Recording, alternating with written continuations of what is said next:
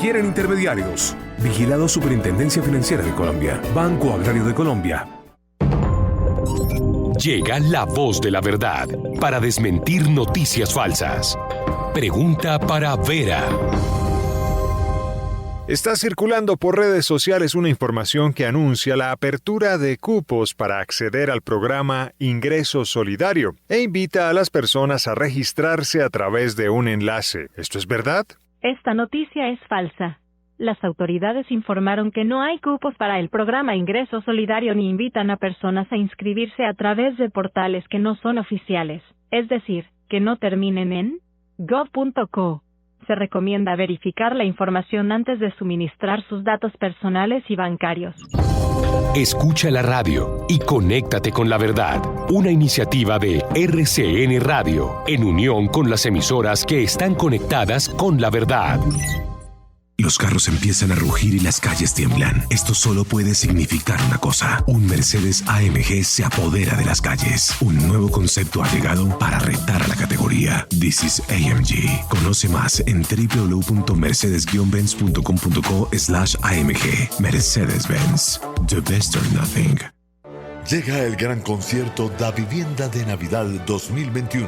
Disfrute este 11 de diciembre a las 5 de la tarde en el canal de YouTube de Da Vivienda, un concierto único con la Filarmónica Joven de Colombia y su invitado especial Andrés Cepeda. Volvamos a brillar con la música. Es Navidad. Juan Manuel Ruiz en RCN Radio. 7 de la mañana, 8 minutos. Detengámonos en este momento en una de las noticias más importantes del momento, quizás una de las noticias con las que cierra este año 2021 y tiene que ver con lo que ha ocurrido con antiguos guerrilleros de las FARC que traicionaron el proceso de paz, que se fueron a una nueva organización que autodenominaron la Nueva Marquetalia y resultaron muertos en circunstancias que todavía no terminan de ser plenamente esclarecidas. Estamos hablando inicialmente de Santrich, quien pasó de haber sentenciado en un video a varias personalidades, entre ellas el presidente Duque, periodistas, con el famoso memento mori, cuando decía que era el momento de morir, en fin, en ese tono altanero, a ser abatido en territorio venezolano. Luego se produce la noticia de la muerte de alias El Paisa y un par de días después de la muerte de Romaña.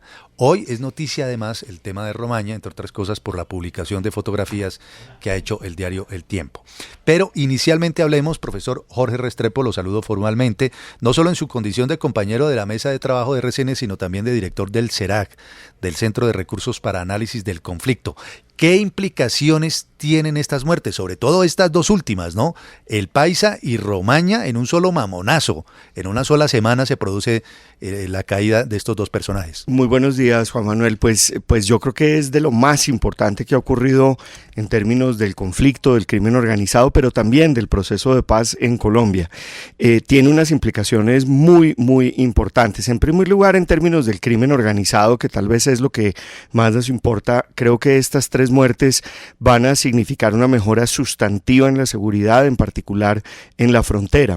¿Por qué? Pues básicamente porque estos señores estaban haciendo un grupo, se han convertido en unos verdaderos señores de la guerra, del lado de allá, señores del crimen organizado, debería decir uno, que estaban desde allá operando grupos de crimen organizado involucrados en el narcotráfico y ejecutaban muchas acciones criminales de este lado de la frontera, en particular el secuestro que se disputaban con otros grupos derivados de la desmovilización de las antiguas FARC. Ahora bien, en segundo lugar, y creo que esto también es muy importante, le envía un mensaje a todos los demás grupos de crimen organizado de que Venezuela no es un lugar seguro para la realización de cualquier tipo de operaciones, incluyendo, por ejemplo, los del ELN. Sí. Y en tercer lugar, creo que también fortalece el acuerdo de paz en el sentido de que le demuestra a quienes han sin cejar han permanecido en el proceso, que en devolverse el proceso tiene de recuperación, precio, ¿no? que claro, pasarse al otro lado, volver al crimen, tiene un precio, un precio potencial enorme. Otra pregunta, ¿esto puede derivar en que más, digamos, las tropas las que hayan tenido estos tipos, deserten y digamos busquen un proceso de desmovilización por un lado o de pasarse al otro lado. Es decir, esto produce una desmoralización de la tropa, o hay un tipo que pueda, porque como aquí se muere uno y ahí mismo lo sucede el otro, claro. Que suceda otro que pueda seguir en el mismo, o esto realmente es un golpe para la moral, digamos, moral entre comillas, de ese grupo. Sí, en primer lugar yo diría que Romaña y el Paisa en particular, pero incluso Jesús Santrich no tienen reemplazo. Es decir, no hay parangón en términos de la capacidad de maldad y de organización de violencia de estos señores que fueron muertos en esas circunstancias. En segundo lugar, ellos no tenían una organización, digamos, que dependiera de esa de la unidad de grupo, del comando, del control. Estaban en el crimen organizado que se disputaban con otros grupos. Pudo haber sido una de las causas por las cuales terminaron siendo acabados. Vaya uno a saber si fue el mismo ELN u otros grupos post-FARC quienes los asesinaron. Pero yo diría que lo que va a producir esto en términos de la organización, si es que había una organización, es más una desbandada y una atomización de esos grupos. Puede venir más violencia por ese lado, pero sin lugar a dudas es una noticia que tiene unos efectos positivos sobre el crimen organizado, sobre todo por eso que mencioné antes. Venezuela ya no es un lugar seguro para el crimen organizado. Vamos a ampliar este tema, sin lugar a dudas ha sido motivo de toda suerte de análisis y de comentarios. También hablaremos de las fotografías de Romaña publicadas hoy por el diario El Tiempo. Saludamos también desde la academia al profesor Jorge Iván Cuervo, que es docente investigador de la Universidad Externado. Entre otras cosas, leí una declaración del profesor Cuervo al Universal de Cartagena con una expresión bien interesante a propósito de lo que está ocurriendo, y él habla de una especie de conflicto armado irregular binacional. Claro. Esta expresión me llama mucho la atención. Sí. Una especie de conflicto armado irregular binacional es el que se estaría librando allí en la zona de frontera entre Colombia y Venezuela. Profesor Cuervo, buenos días, bienvenido a RCN Radio. Buenos días, Juan Manuel.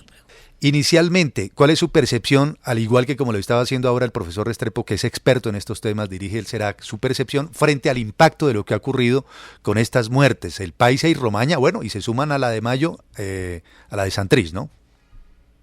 Sí, digamos, yo creo que hay que mirarlo en dos escenarios, y es un poco lo que dijo Sergio Jaramillo hace un par de semanas en la conmemoración de la firma del acuerdo, y es que el conflicto armado, tal y como lo conocíamos en Colombia, con las FARC, un tanto estructurado, con zonas geográficas bien identificadas, con actores bien identificados, ese escenario ya terminó.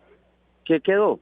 Quedó una fragmentación de pequeños escenarios con distintos grupos armados ilegales en varias regiones del país, ELN, los mal llamados grupos paramilitares reciclados, es las disidencias de las FARC, y lo que pasa en Venezuela creo que es uno de esos escenarios, y es muy diferente, o por lo menos es diferente a lo que teníamos antes. Antes siempre se decía que Venezuela era, en el territorio venezolano era un poco la retaguardia de los grupos guerrilleros, especialmente el ELN, que se refugiaban en la frontera y pues las fuerzas militares colombianas no podían perseguirlo, y eso sirvió de refugio y de alguna manera de fortalecimiento militar. Ese escenario hoy ya, como bien lo señalaba el profesor Restrepo, no existe. Es decir, al lado y lado de la frontera ya no hay refugio para ningún grupo armado ilegal, y eso plantea, digamos, un escenario distinto de correlación de fuerzas. Y un poco lo que yo señalaba a Colprensa, que salió ahí en el Universal y en otros periódicos regionales, era eso, que hoy estamos en un escenario más complejo también, y es el de la posibilidad de un conflicto irregular armado binacional, que va a exigir algunos mecanismos de cooperación binacional entre Venezuela y Colombia, porque si no se puede llegar a un escenario de pérdida de control territorial al lado y lado de la frontera, que incluso amerite en un momento determinado un pronunciamiento, digamos, de los órganos de la OEA o algo así. Ese tema no hay que dejarlo que se agudice, porque puede dar ahí un nuevo escenario en la evolución de ese conflicto. Sí. Doctor Cuervo, digamos, pasamos, y le entiendo perfectamente cuando dice que no es lo mismo cuando estaban las FARC, porque ahí había una confrontación con el Estado, que ahí es una confrontación entre grupos armados irregulares que ya no tienen, como dice usted, refugio en Venezuela. ¿Cómo explica usted el silencio del gobierno de Maduro y los venezolanos frente a todo esto que está ocurriendo? Pues, pero mire que en realidad la información oficial es muy opaca y muy ambigua. Digamos, el gobierno colombiano se pronuncia sobre el hecho en sí, a propósito de la información que circula en medios o en otras fuentes, pero tampoco hay una declaración formal de qué fue lo que pasó, de quiénes son los responsables, de las circunstancias en que sucedieron. Lo mismo sucede quizás con mayor énfasis en el caso venezolano, lo que indica, o por lo menos ese es un síntoma, que lo que está pasando en esa zona, pues los estados no tienen un control ni siquiera de la información, que lo que pasa allí es una dinámica criminal y una dinámica sobre los cuales el Estado no tiene control. Uno pensaría que por ejemplo, cuando caían abatidos miembros de las FARC en operativos oficiales, el gobierno, el Ministerio de Defensa informaban las circunstancias de tiempo, modo y lugar en que eso había sucedido y se reclamaba. Hoy entonces está para la especulación, que pudo haber sido el ELN, que pudieron haber sido las disidencias de Gentil Duarte, que pudo haber sido el mismo ejército colombiano, pero que prefiere no declararlo públicamente, que pudo haber sido la fuerza bolivariana. Hay muchas dudas sobre eso, entonces creo que eso refuerza que ahí no hay una presencia estatal de ningún lado de la frontera. Pero profesor Cuervo, usted habla de un conflicto irregular binacional, eso supondría, corríjame si estoy errado, en que debería existir alguna evidencia de enfrentamientos entre la fuerza pública de Venezuela y la de Colombia, y en este caso no hay ninguna evidencia de eso. Sí, no hay evidencia de eso, pero por ejemplo, según la información opaca que ha circulado frente al tema, indican que en el operativo en el que habría muerto tanto alias El Paisa como alias Romaña, habrían participado algunos miembros de las fuerzas bolivarianas con las fuerzas de Gentil Duarte. Y eso, digamos, ya es un escenario complejo, que si fue en territorio colombiano, uno dice, ahí hay participación de miembros de las fuerzas militares venezolanas en alianza con grupos armados ilegales en territorio colombiano, o por lo menos en zona fronteriza, y eso plantea un escenario diferente. Evidentemente no ha habido todavía un enfrentamiento entre fuerzas armadas de ambos países, pero por eso señalo la categoría de conflicto irregular binacional, que no necesariamente es enfrentamiento entre las fuerzas de ambos países, sino entre distintos grupos armados ilegales e incluso estatales que hacen presencia en esa región. Según la cual el ejército y la policía de Colombia de alguna manera habrían participado en estos actos. Es una versión nada más. ¿Usted la descartaría del todo o le parece que tiene algún sentido que mediante inteligencia y operaciones de alguna manera encubiertas y que no sean públicas en estos momentos, el Estado colombiano hubiera podido participar en esas muertes? Pues yo no tengo elementos de juicio de manera para descartarlas ni para afirmarlas, por lo que hemos señalado. La información que circula allí es muy opaca, no hay una fuente oficial de ninguno de los dos gobiernos que lo señalen o de algún actor, digamos, que documente temas de conflicto en la frontera. Eso ayudaría mucho. Entonces, eso plantea una serie de especulaciones. Entonces, hay una versión que habrían participado el grupo de Gentil Duarte en alianza con algunos miembros de las fuerzas bolivarianas. Otros dicen que habría podido ser el ELN por el tema de disputa de rentas ilegales que hay allí. Ya hay una nueva versión, como usted la señala, de que habría sido una operación especial en la que habrían participado miembros de la inteligencia colombiana. Entonces, insisto, la información es tan opaca que uno tiene que ser muy cuidadoso en lanzar hipótesis y no están confirmadas las circunstancias en las que se dieron. Digamos, tenemos el hecho en sí, pero todo lo demás queda sujeto a especulación y seguramente con el transcurso de los días se irá aclarando cómo fue que pasaron los hechos. Profesor Cuervo, gracias por acompañarnos a esta hora en RCN Radio con su análisis. Es usted muy amable. Gracias por la invitación, Juan Manuel. Es Jorge Iván Cuervo, docente investigador de la Universidad Externada. Es que hay muchas incógnitas, ¿no? Sí. Alrededor de todo lo que ha ocurrido.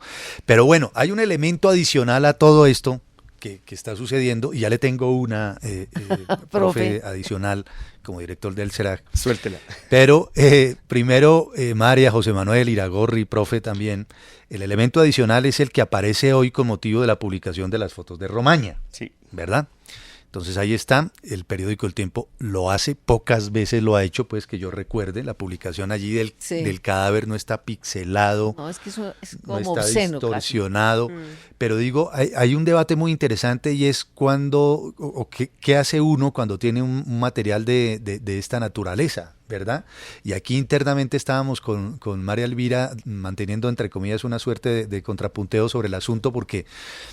Es que, bueno, y esta mañana también temprano recordábamos con Iragorri cuando Pablo Escobar, y es que como a esta gente se le ha erigido un mito, una leyenda alrededor, muchas veces se habló, por ejemplo, de las muertes de tiro fijo, incluso hay un libro que se llama así, las muertes las 7 muertes de tiro fijo. Creo que fue Arturo Alape. Alape, yo creo que Alape tiene ese libro. Y finalmente Tiro Fijo termina muriendo de un infarto. Sí. En el mismo año en el que murió Raúl Reyes, que fue dado de baja el 1 de marzo del 2008, posteriormente Iván Ríos, a quien le mocharon una mano para reclamar una recompensa. Castaño.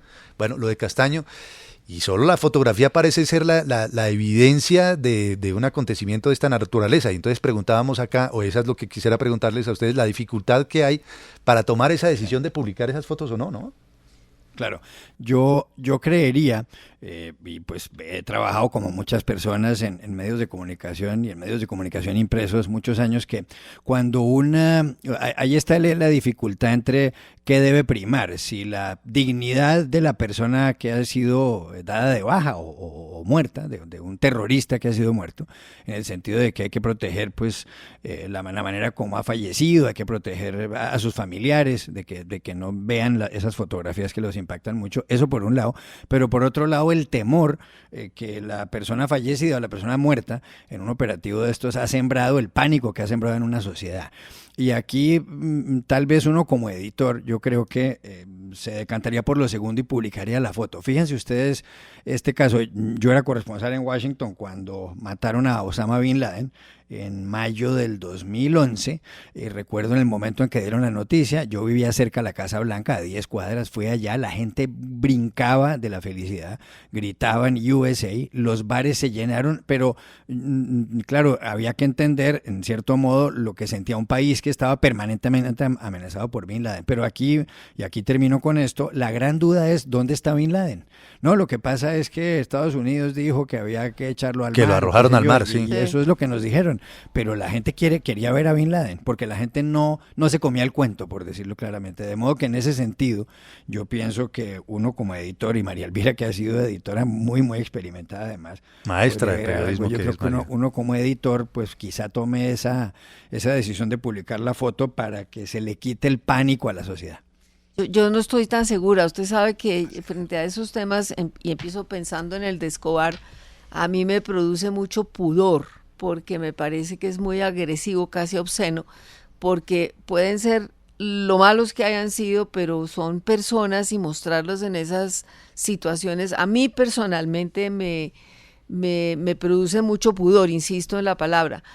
Pero me pregunto también en las discusiones internas, me parece que es una decisión muy difícil de tomar, que en el fondo lo que hay es una gran desconfianza en las autoridades. Si nosotros tuviéramos confianza en la autoridad y nos dijeran, este señor fue dado de baja en tales circunstancias, en tales sitios, en tales condenadas, seguramente creeríamos y no estaríamos buscando como la cosa de Santo Tomás de meter el dedo en la llaga y hasta no ver, no creer. Entonces no sé si eso tenga que ver con la decisión de publiquemos, porque si no, no hay a quien creerle, porque a uno le sale el ministro Molano y le dice que si no le muestra nada, no le cree nada. Uh-huh. Le cree uno porque muestra la foto. Y me pregunto el impacto que puede tener en la sensibilidad de las personas. Cuando abren un periódico se encuentran esto en la mañana, cuando ven o cuando abren la pantalla y ven esto, que tanto ofende la sensibilidad de las personas, pero también qué tanto mensaje se envía con esto. Se envía en el sentido Claro. de que no son invulnerables. Pero digo, yo aquí no tengo una palabra definitiva. Yo digo que tendría mucho pudor en caso de que por unos argumentos muy fuertes me convencieran de que era necesario publicarlo así y en esas dimensiones. De pronto cambiaría la dimensión, no sé. José Manuel. Exacto. Sí, no, yo concuerdo con Juan Carlos Iragorri que al final, en medio del cruce de versiones, de la falta de certezas, y como se trata de un tema de interés requete público, además, de interés general, yo creo que también la publicación, no de todo un rollo de fotos, pero por lo menos de alguna de esas fotos que llegue a un medio de comunicación y tras la constatación de que se trata de una foto original, auténtica, sí vale la pena publicarla. Se hizo en el caso de Pablo Escobar, como lo recuerda Juan Carlos, pero también se ha hecho con los últimos líderes criminales. Yo recuerdo que se sacó con toda claridad la muerte del Mono Jojoy, de Alfonso Cano, la de Raúl Reyes, también existen ese tipo de fotografías y se han dado a conocer entendiendo el tema del pudor del que habla María Elvira y de la dignidad humana al final del día y del respeto por las audiencias en medio de ese cruce de versiones y de las faltas de certezas. Claro, se cortó ahí, se perdió. ¿Quién le garantiza a uno que las fotos son auténticas? Yo creo que dada la cara de este señor, yo creería que existe autenticidad de las fotos, pero pues en eso no hay garantía. Pero fíjese que allí está el problema de la credibilidad al que usted se refería. Sin embargo, yo quisiera hacer un comentario, y es que este es un mensaje que más que el medio de comunicación se está enviando a quienes hacen parte de esos grupos de crimen organizado. ¿Cuál es el Estas son mensaje? muertes, digamos, del post-conflicto con las FARC, y está enviándole un mensaje, insistiría muchísimo en eso, a quienes se apartaron, desertaron del acuerdo de paz, a quienes están en el crimen organizado y a los demás grupos que están en Venezuela. Es decir, esto tiene un efecto sobre las acciones, digamos, de esos grupos, sobre la organización de esos grupos, que a mí me parece que es contundente y que hay un interés público en ese sentido que debieron haber considerado el medio de comunicación el tiempo que las publicó.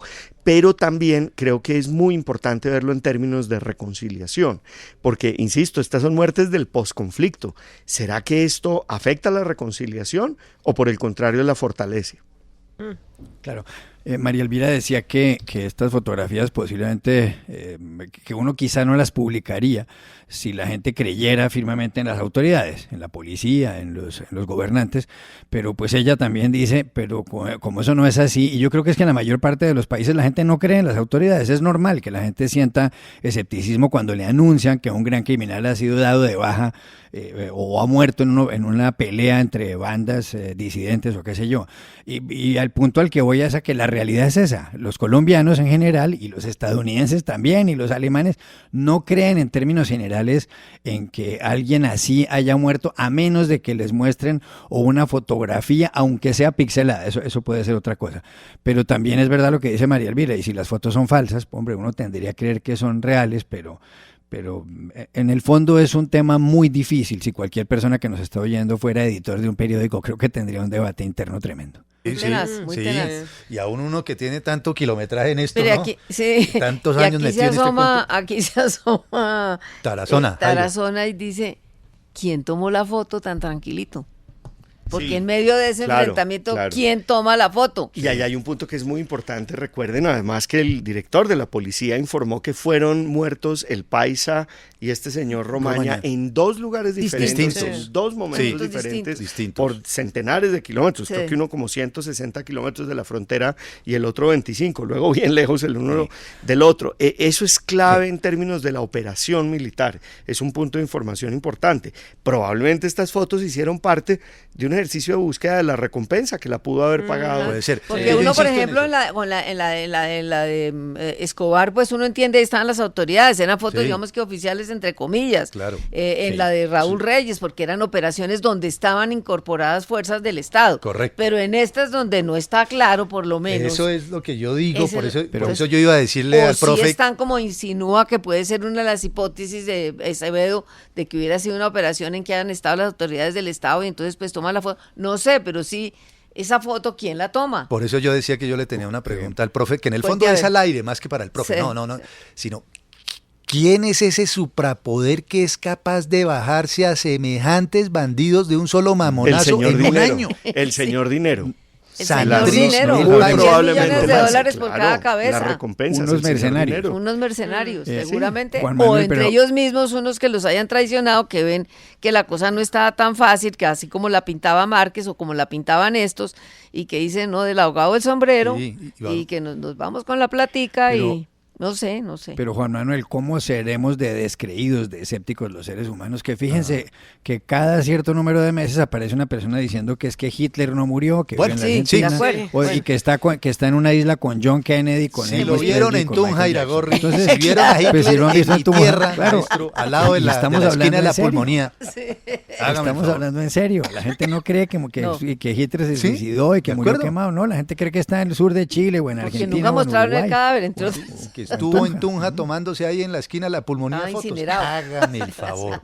Bueno, Romaña, ¿no? Fotos hoy. La Policía Nacional está dando a conocer nuevos detalles sobre la muerte de alias El Paisa, que es otro angelito que también dieron de baja en este operativo allá, quien quiera que lo haya hecho en Venezuela. Juan Carlos González, ¿qué dice de nuevo la policía? Creo que sí, Juan Manuel, muy buenos días. Pues acaba de dar nuevos detalles el director de la policía, el general Jorge Luis Vargas, sobre, según trabajo de inteligencia de la Policía Nacional, tanto de hombres de criminalística como hombres de la policía, ha indicado el general Vargas que se refiere a 3 campamentos base de este delincuente. Uno de ellos para refugio de sus anillos de seguridad, otro era para entrenamiento incluso para personas extranjeras vinculadas a la estructura criminal de la Segunda Marquetalia. Y el otro más era donde se reunía con emisarios de carteles de los mexicanos y los Balcanes.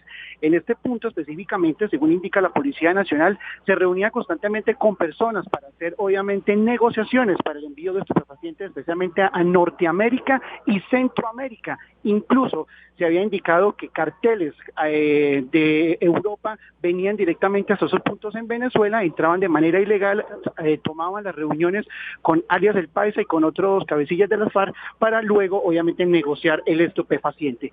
Según el director de la policía, en uno de estos campamentos fue asesinado alias El Paisa, aproximadamente, como ustedes los acaban de indicar, entre 150 a 160 kilómetros de la frontera en el estado Apure y obviamente muy lejos de donde supuestamente también cayó alias Romaña. Las investigaciones apuntan a que supuestamente un grupo de estas disidencias que estaba en contra, o más bien que no estaban de acuerdo con las negociaciones que se estaban llevando a cabo por parte de alias El Paisa en temas de narcotráfico, sería uno, digamos, de los responsables supuestamente del asesinato de este máximo cabecilla de la Segunda Marquetalia. Es informes que acaba de brindar la Policía Nacional sobre el detalle de la investigación que adelanta la policía en este punto fronterizo. Temas de narcotráfico, entonces, según esta versión. Probablemente tenga que ver con eso, probablemente tenga que ver con las recompensas, o ambas. Muy bien, son las 7 de la mañana, 34 minutos. Ustedes escuchan RCN Radio.